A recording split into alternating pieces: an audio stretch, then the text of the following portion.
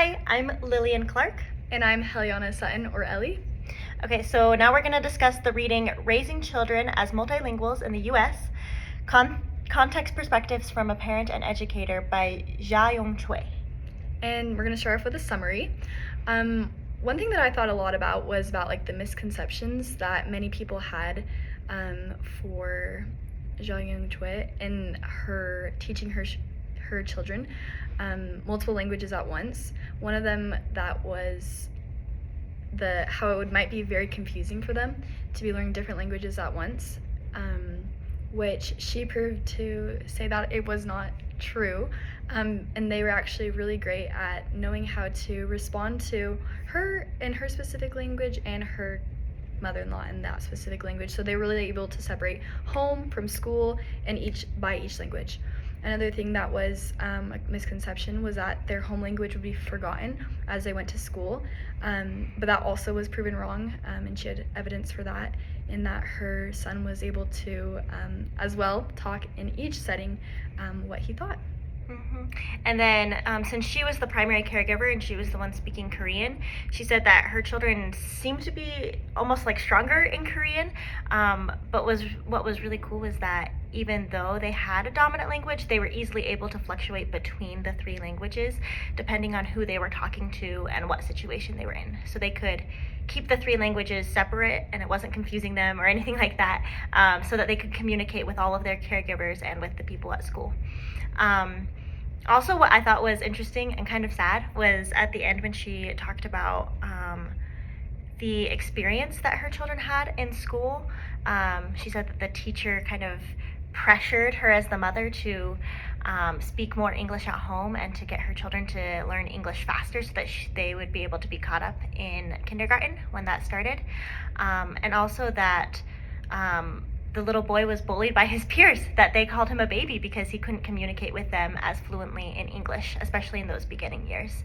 But what I thought was interesting that she did as a parent was she enforced both Korean communication, like with her. She would make her kids communicate with her in Korean, and not just whatever language was most convenient for them, so that they would maintain those language skills. But then she also at the same time encouraged translanguaging and allowed them to play in whatever language they wanted to, or talk to themselves or amongst each other, however they wanted to, so that they could use those translanguage skills and have more of like a heteroglossic understanding of all three languages. Okay, now we are going to do the praxis portion. And one of the things that I thought a lot about, and Lily just commented on, was about the bullying that her son went through. They made fun of him for not being able to speak English as well, or maybe not at all, as he went to school at the very beginning. And something that is really important to me is just the no bullying policy that I want to create in my classroom, and whether that be through reading books of examples of students who have been through bullying because of their culture or an accent they may have or the way they look, as well as show videos and share own personal stories from people around me. I also want to just create a culture of just accepting of others, whether it be the way that they talk or the way that they look, or the way they dress or what they eat. As well, I'd love to do a show and tell portion of sometime in the school year of sharing their culture and sharing their home language, and it could be bringing a food to share, as long as it was okay with everyone, and as well as it could be something like a specific cultural clothing, as well as it could be sharing poetry from their home language or a song, just so that everyone feels loved and accepted in my classroom. Mm-hmm, exactly, that's really good. Something I liked was the suggestion she gave at the end for how we could help with translanguaging in the classroom, and those examples were like audiobooks or videos that the children could watch independently in whatever language that they speak at home. And I thought that was really interesting and a good idea to use kind of that independent work time and those independent assignments as a time to include whatever that child's home language or native language is, so that they can continue to develop literacy and I guess more like high functioning processes for learning in both languages, and they have that opportunity to do it in their native language. Yeah, so that's something that I want to do. I want to provide and take the time to translate assignments, or make sure that they have an opportunity to use whatever language that they speak at home in the classroom and on their assignments as well, so that they can get credit for that language and for the learning and developing they're doing in that other language also in the classroom. Okay, lastly is we're going to talk about our reflection.